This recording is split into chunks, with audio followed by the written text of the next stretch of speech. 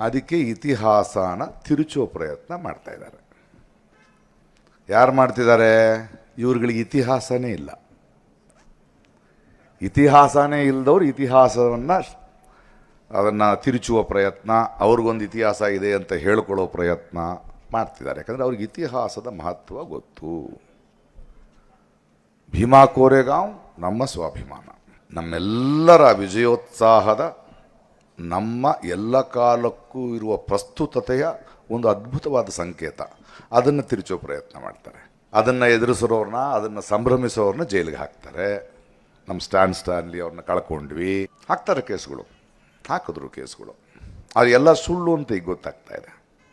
ಯಾವ ಪಟೇಲರು ಇವರನ್ನ ಬಹಿಷ್ಕಾರ ಮಾಡಿದ್ರೋ, ಗಡೀಪಾರು ಮಾಡಿದ್ರೋ,